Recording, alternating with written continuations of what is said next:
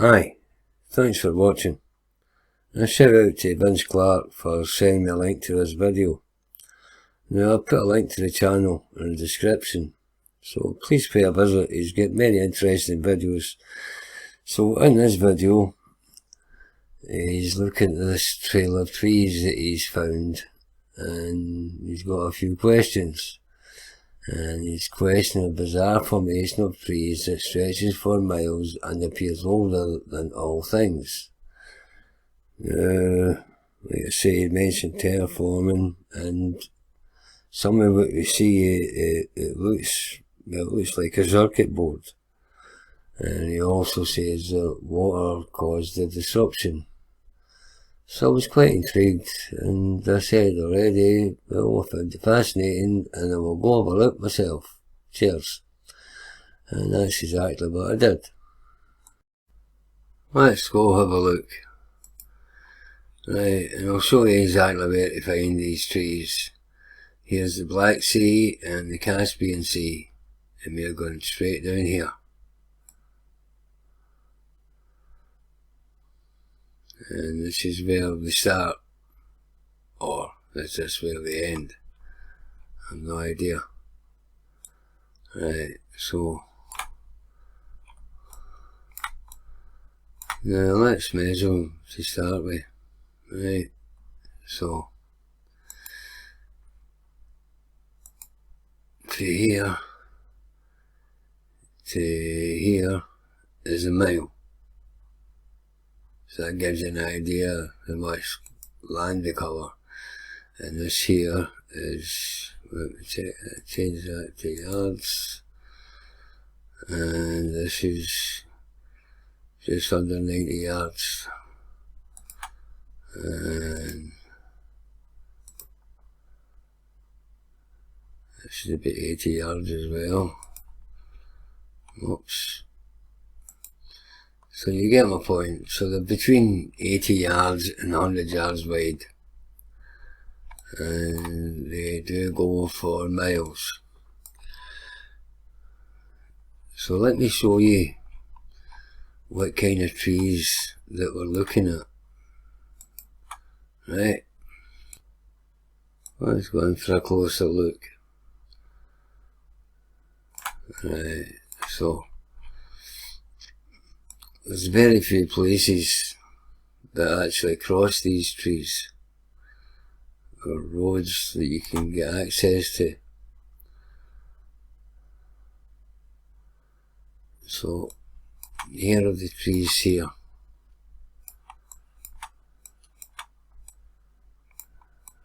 And this is up the side of the road, but it's still part of the same pattern of trees. Right.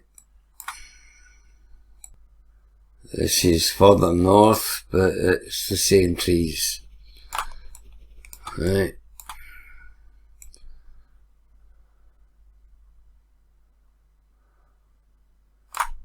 We're still right there.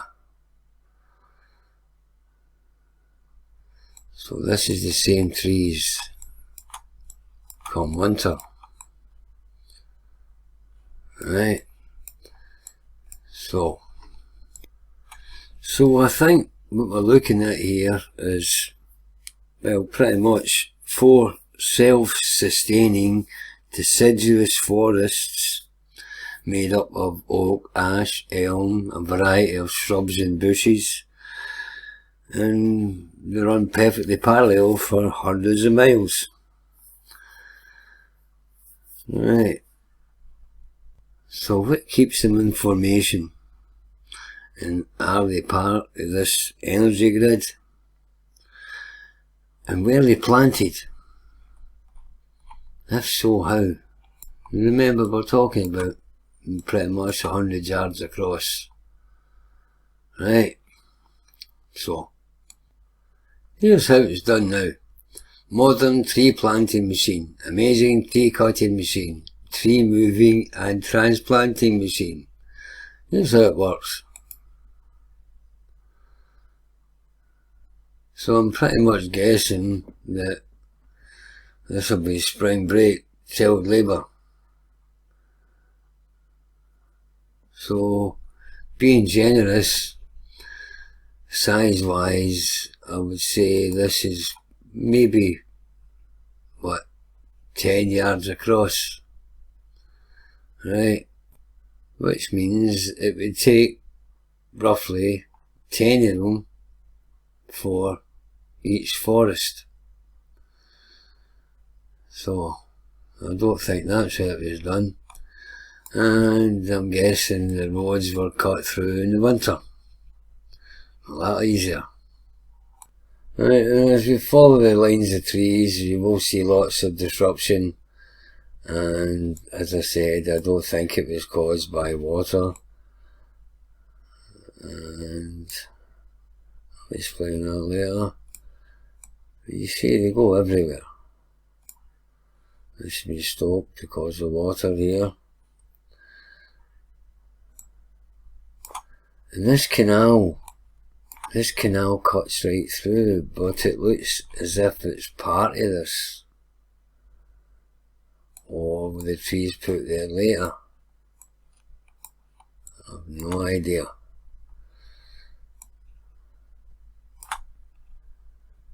So let me show you this as well.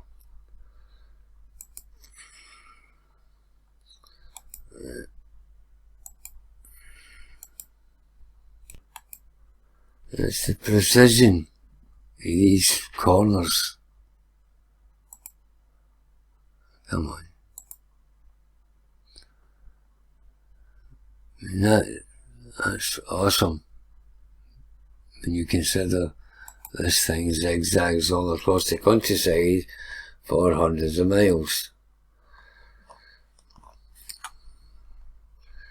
Right, and as for the water causing this disruption, I'll show you what I think. Right, I think they may have been damaged intentionally, maybe by some kind of weapon that could create earthquakes. I don't know. Right, so this has been disrupted here. Right, so on this side, it's, if you look down here, it's 573 metres above sea level, and up here it's 620 metres above sea level, and in between it's 572. So this is dropped considerably from there. So something is, that's why I think it's a weapon. I mean, this is all coming down in one direction, as if something happened up here to create this, and the same across here. Now, as for, there may be rivers in them, yep, but as for the rivers causing this devastation, I don't buy it. I mean, that's like saying that the Colorado River created the Grand Canyon, and nothing could be further from the truth. So I don't think rivers, I mean, look at the size. This is massive compared to this small trickle of water running down the middle, and the water would not damage the surrounding area at this level.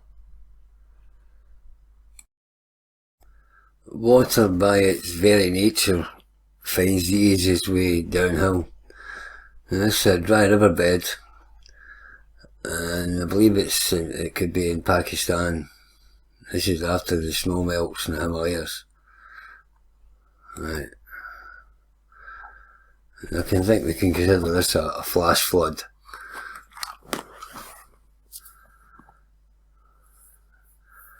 And it certainly picks up debris on its journey. And it is fast flowing.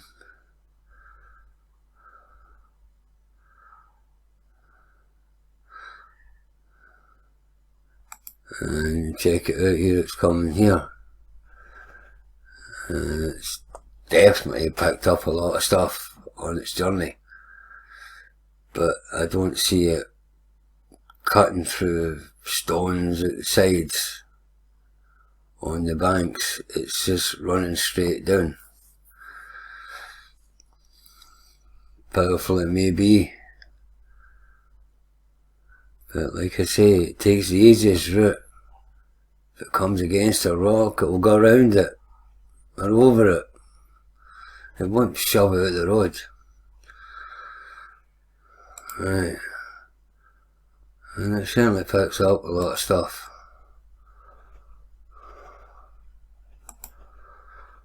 Right. So like I say, I don't see it causing the damage that was in the video there. What if, to cause the disruption, they could control the weather? Right, today we have HARP. So, if we're talking about an ancient technological era, then why wouldn't they be able to control the weather? So, having said that, this looks to me like a massive lightning strike. Right? This is a lightning strike. So is this. And this is a lightning strike with a difference.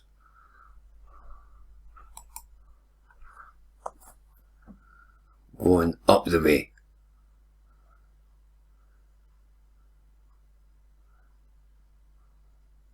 How does that work then?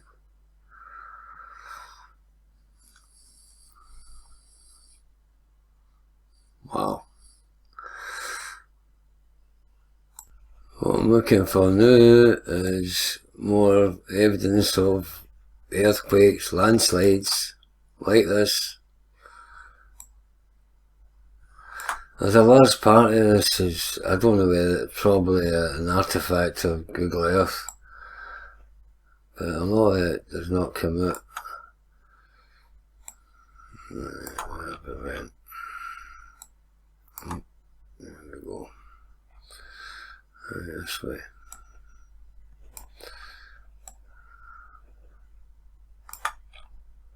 And this has been well damaged. And there's a big chunk there. That looks like a landslide. And so there's this.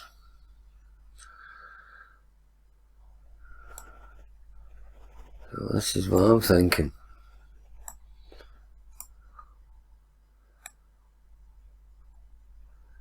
Right. So you also look at these fields. These are they're amazing in size. They're nothing any fields you've ever seen in any farm. They are literally massive. And I'll show you, this is a farm in here. This is a farmyard.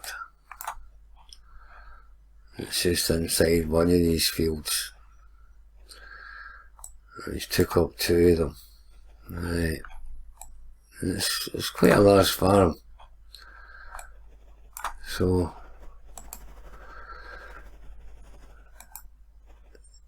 these trees are 61 yards wide. The shed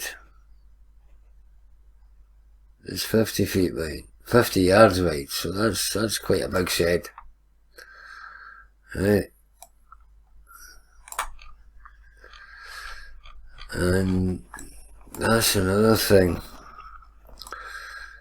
When you look at this and you think it does look like a circuit board, because a lot of the times when I look at it, especially when it's zigzagging all over the place, you know, I can't help thinking it reminds me of stuff like this. When you see the trees and the big fields and all the connections, That could be the forests right there. And as for the trees being here first before all things, then how would you explain this? This field is obviously here before the trees, because if you put this field in second, then it would follow the line of trees, it would not overlap like this. So, I don't know. But the amount of trees is unbelievable. And the other thing that I'd like to draw your attention to is not only are there just lots and lots of trees everywhere, but all these fields are separated by the same bushes and trees that make up these forests. So who planted all them? And where did they come from? And again, the disruption just breaks through everything to smash it up. Is that what happened? Is this part of a massive circuit board? Who planted all the shrubbery? When did that happen?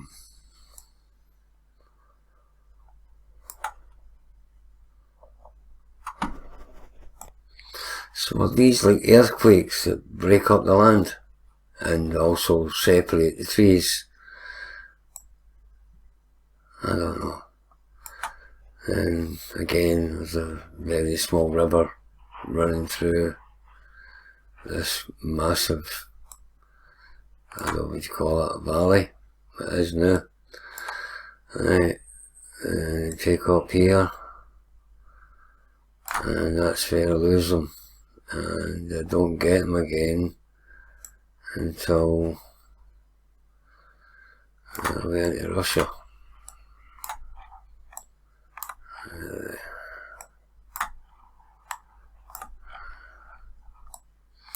Yep, there you go. Start again here. There's lots of disruption here as we pick up again.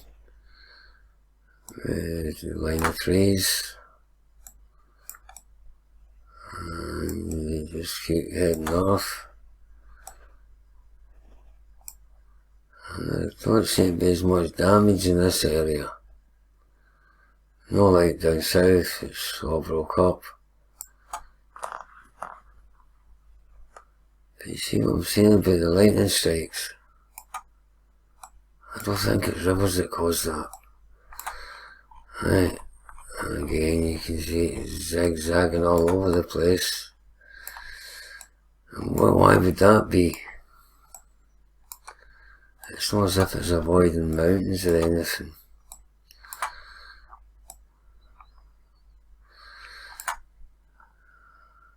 So like I say, there's a little disruption here.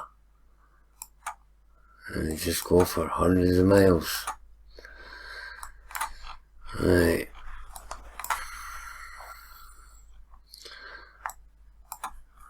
Where are we now?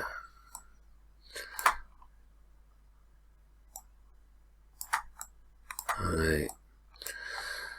So this is where I lose them again.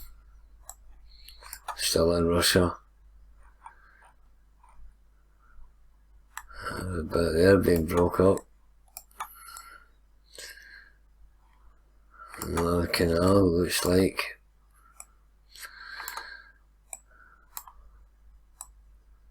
And there's mines all over the place as well.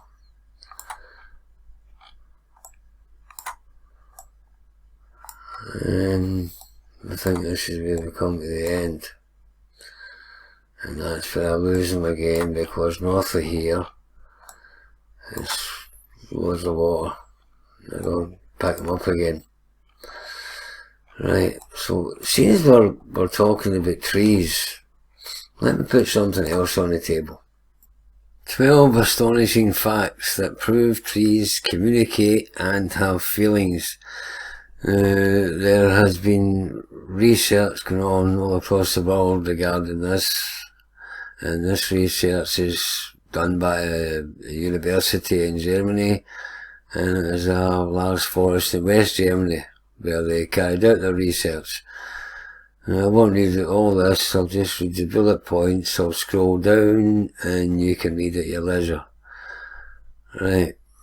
Trees help each other stay alive. Trees work together to establish a sustainable ecosystem.